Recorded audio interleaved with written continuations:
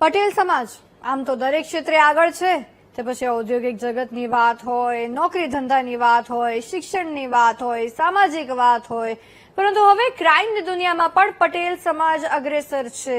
આવું અમે નથી કહેતા, પરંતુ જાણીતા મોટિવેશનલ સ્પીકર અને પાટીદાર સમાજના અગ્રણી એવા શૈલેષ સકપરિયા કહી રહ્યા છે. શૈલેષ સકપરિયાએ સમાજના જ એક કાર્યક્રમમાં આવી કડવી વાત કરી દીધી છે, જેને સમાજ પણ ક્યાંક સ્વીકારી રહ્યો છે.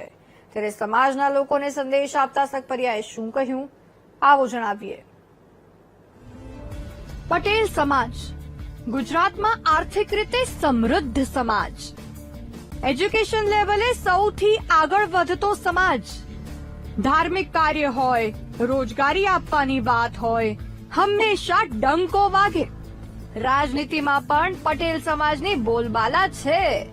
કહેવાય છે કે પાટણથી લઈને પેરિસ સુધી પટેલોનો વટ છે. પરંતુ આજે ક્યાંક ને ક્યાંક આ સમાજ કેટલાક ગણ્યા ગાંઠ્યા લોકોના કારણે પોતાની છાપ ગુમાવતો જઈ રહ્યો છે. સીધી રીતે વાત કરીએ તો દરેક ક્ષેત્રમાં આગળ પટેલ સમાજ આજે ક્રાઇમમાં પણ મોખરે છે. પેપર ફૂટવાનું કાંડ હોય, નકલી ઘી, પનીર, માખણ હોય કે અન્ય કોઈ વસ્તુ, આ સિવાય બ્લેકમેલિંગ અને ખંડણી જેવી વાત હોય, આવા ગુનાઓમાં પણ પટેલ સમાજના યુવાનોની સંડોવણીના કિસ્સા છેલ્લા કેટલાક વર્ષોમાં વધ્યા છે. ત્યારે પાટીદાર અગ્રણી અને વક્તા એવા શૈલેષ સકપરિયાએ પાટીદાર સમાજના એક કાર્યક્રમમાં સમાજના લોકોને એવી કડવી વાત કહી દીધી, જેની હાલ ચર્ચા ખૂબ થઈ રહી છે. શું કહ્યું તેમણે, તમે ખુદ સાંભળો. નિર્વ્યસની અને ગુનાહિત પ્રવૃત્તિઓથી દૂર રહેનારો સમાજ.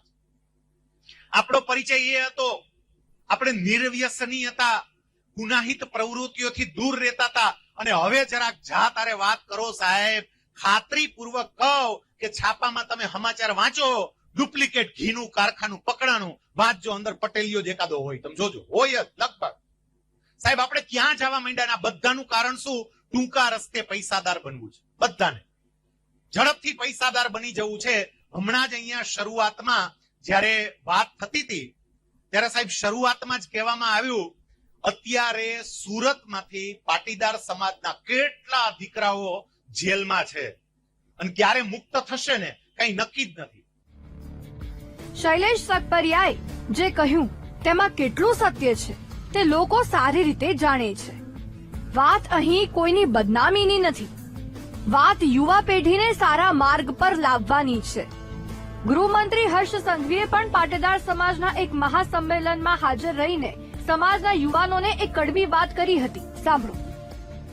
હું આજે આપ સૌને વિનંતી કરવા આવ્યો છું કે જે દીકરા દીકરી એના માતા પિતાને વૃદ્ધાશ્રમમાં મૂકી આવ્યા હોય ને, એવા દીકરા દીકરી ગમે તેટલા સફળ થઈ જાય, એ ગમે તેટલા મોટા થઈ જાય, કરોડો રૂપિયાનું આપને દાન આપી શકે, પણ સમાજના બધા જ ટ્રસ્ટોએ ભેગા થઈને એક નિર્ણય લેવા જેવો છે કે જે દીકરા દીકરી એના માતા પિતાને વૃદ્ધાશ્રમ મૂકશે ને, એવા દીકરા દીકરીનો સમાજમાં 1 રૂપિયો ફંડ એક્સેપ્ટ કરવામાં નહીં આવે, એને સમાજના કોઈ બી કાર્યક્રમમાં સ્ટેજ પર બેસાડવામાં નહીં આવે, એને સમાજના કોઈ બી કાર્યક્રમમાં આમંત્રણ આપવામાં નહીં આવે.